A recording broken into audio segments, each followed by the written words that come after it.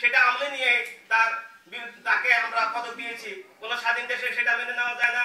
সংগ্রামী সাথী বন্ধুগণ, আজকে গণহত্যার প্রতিবাদে আমরা যেভাবে জেগে উঠেছি, সামনের দিকে আমাদেরকে সেভাবে আমাদের প্রোগ্রাম চালিয়ে যেতে হবে এবং আগামী দিনে সরকারের বিরুদ্ধে প্রতিরোধ গড়ে তুলতে হবে। সেই আশাবাদ ব্যক্ত রেখে আমি এখানে আমার সংক্ষিপ্ত বক্তব্য শেষ করছি। বাংলাদেশ জিন্দাবাদ, বাংলাদেশ শহীদ জিয়া অমর হোক, বেগম খালেদা জিয়া জিন্দাবাদ, তারুণ্যের অহংকার তারেক রহমান জিন্দাবাদ।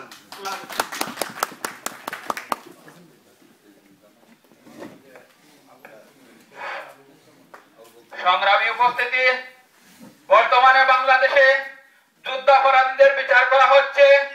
এরা নাকি যারা আলেম ওলামা, ইসলামের খান্ডারি, যারা আমাদেরকে দিক নির্দেশনা দিবেন, তাদেরকে আজকে বিভিন্ন অজুহাতে যুদ্ধাপরাধের মামলা দিয়ে জেলে রাখা হয়েছে।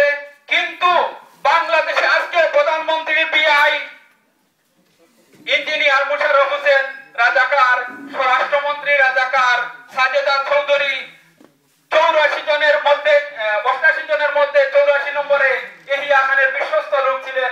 আজকে তাদের বিচার হয় নাই। আজকে বিচার হবে কার? মাওলানা দিলওয়ার হোসেন সাইদি।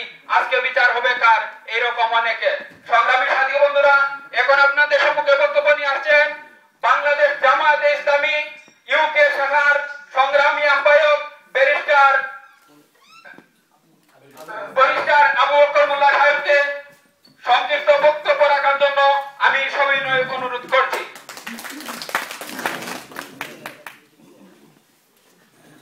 সামনের লোকগুলা দাঁড়ায় না তাহলে ভালো হয়।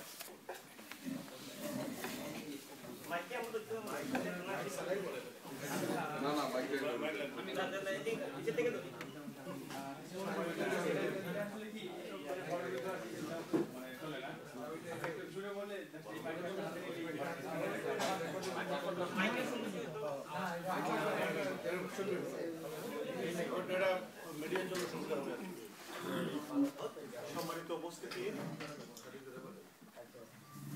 উপস্থিতি, সম্মানিত সর্ব ইউরোপীয় বিএনপি নেতৃবৃন্দ এবং প্রাণপ্রিয় বাংলাদেশি প্রবাসী ভাইরা, আসসালামু আলাইকুম রহমতুল্লাহ। প্রথমেই আমার পলিটিক্যাল পরিচয়টা একটু ক্লিয়ার করে নিই। আমি হচ্ছি বাংলাদেশ জামায়াত ইসলামীর ইউরোপ অ্যান্ড যুক্তরাজ্য মুখপাত্র, আহ্বায়ক। আমাদের আহ্বায়ক কমিটি নেই জামাত ইসলামের পক্ষ থেকে, আমি জামাতের মুখপাত্র হিসেবে কাজ করছি এবং দেশের নজরুল ইসলাম। আজকে আমি শুরু করতে চাই যে কথাটি বলে, জনাব মোহিত ভাই আমার সাথে ছিলেন। আজ থেকে 4 বছর আগে হাউস অফ লর্ডসে একটি সেমিনার অনুষ্ঠিত হয়েছিল। লর্ড এভেরি এবং ব্যারনেস পলা মঞ্জিলা উদ্দিনের নেতৃত্বে। উদ্দেশ্য ছিল বাংলাদেশের যুদ্ধাপরাধ বিষয়ে একটি শুনানি অনুষ্ঠিত হওয়া এবং যুদ্ধাপরাধ বিষয়ে ব্রিটিশ গভর্নমেন্ট এবং হিউম্যান রাইটস অর্গানাইজেশনের পক্ষ থেকে মতামত তুলে ধরা।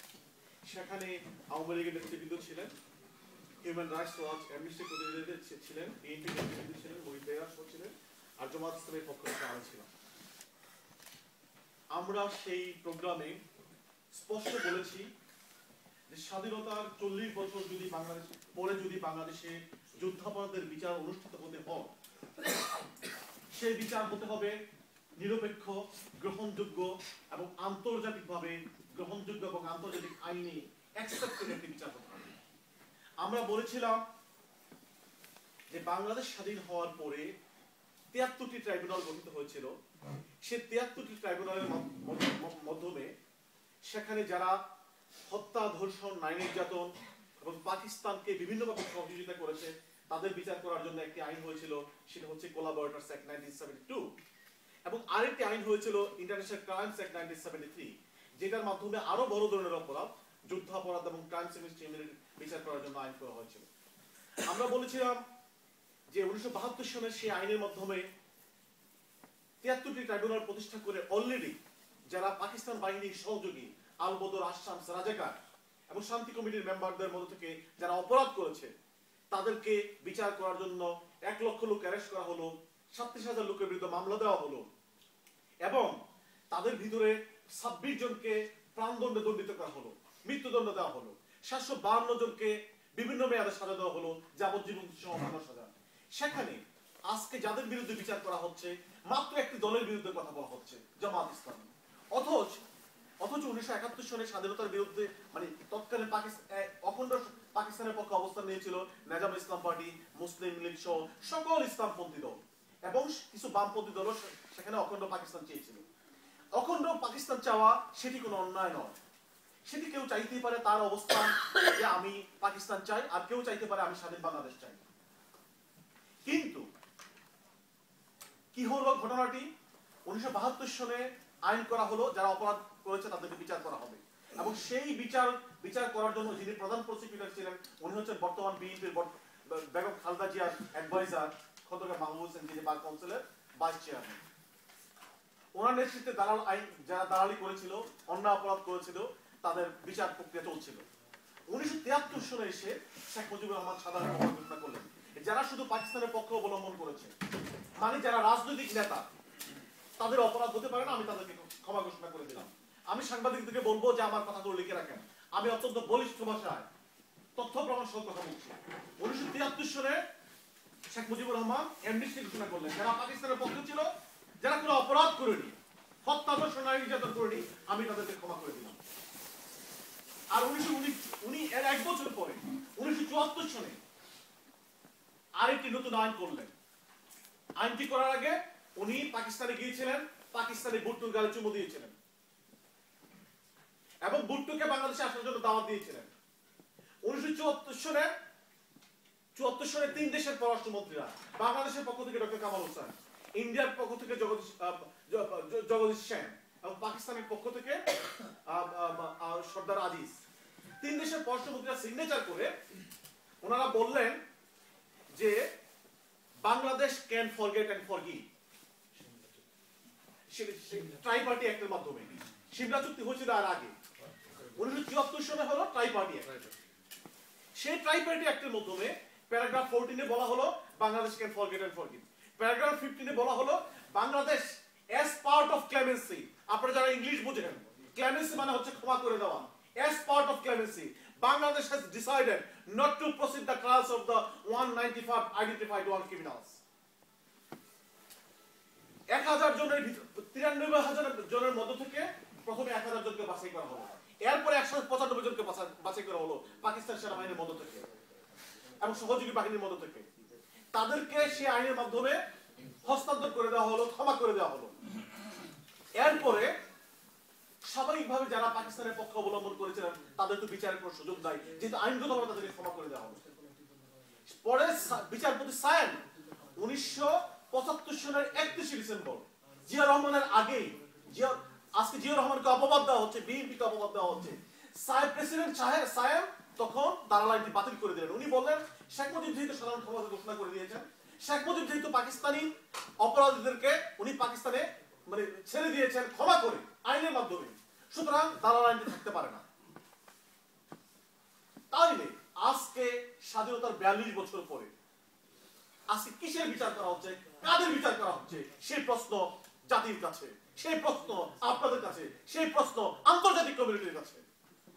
আজকে কি আপনারা একটিবার শুনেছেন বাংলাদেশ সরকার পাকিস্তানি যুদ্ধাপরাধী ক্রিমিনালদেরকে বিচার করার আহ্বান জানাচ্ছে? আপনাকে বলতে পারবেন?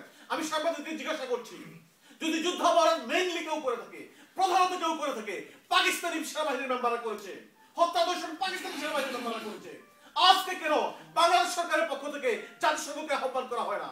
আজকে কেন আন্তর্জাতিক কমিউনিটিকে আহ্বান করা হয় না পাকিস্তানের অপরাধীকে বিচার করার জন্য?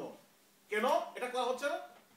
এটা করা যাবে না, কারণ চুক্তির মাধ্যমে 3 দেশের পররাষ্ট্রমন্ত্রীরা সাইন করে পাকিস্তানের অপরাধীদেরকে ক্ষমা করে দিয়েছেন। আজকে যে জামাত ইসলামী আওয়ামী লীগের সাথে একসাথে আন্দোলন করেছে, যে জামাত ইসলামের কাছে পাকিস্তানের প্রেসিডেন্ট প্রার্থী, আওয়ামী লীগের প্রেসিডেন্ট প্রার্থী দোয়ার জন্য গিয়েছেন, সালাম করেছেন, যাদের সাথে একসাথে মিলে তৎকালীন বিএনপির কেয়ারটেকার পলিসির বিরুদ্ধে একসাথে আন্দোলন করেছেন, এবং আমি পার্সোনালি সামাদাসদের বাসায় উপস্থিত ছিলাম যেখানে আলী হাসান মোহাম্মদ মুজাহিদ সাহেব একসাথে মিটিং করেছেন।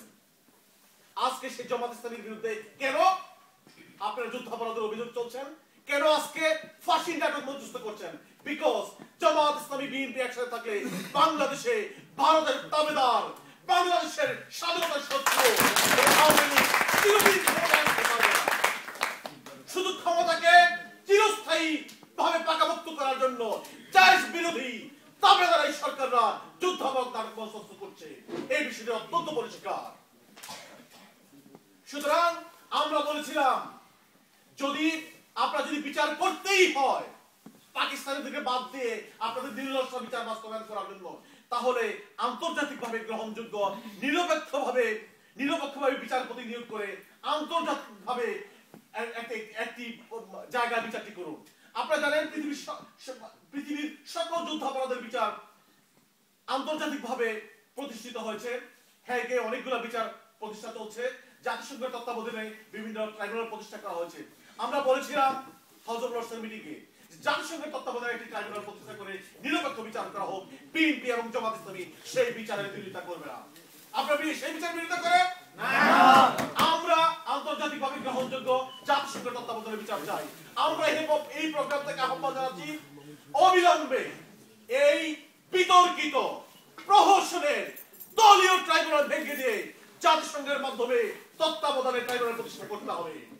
আদারওয়াইজ দেশে এবং বিদেশে বাংলাদেশি জনগোষ্ঠী এই আওয়ামী সরকারের ষড়যন্ত্রের বিচারের বিরুদ্ধে জেগে উঠবে এবং সেই ষড়যন্ত্রের বিচারের বিরুদ্ধে আন্দোলনে আওয়ামী লীগ সরকার ভেসে যাবে। তাদের প্রভুরা তাদেরকে বাঁচাতে পারবে না। যেভাবে আরো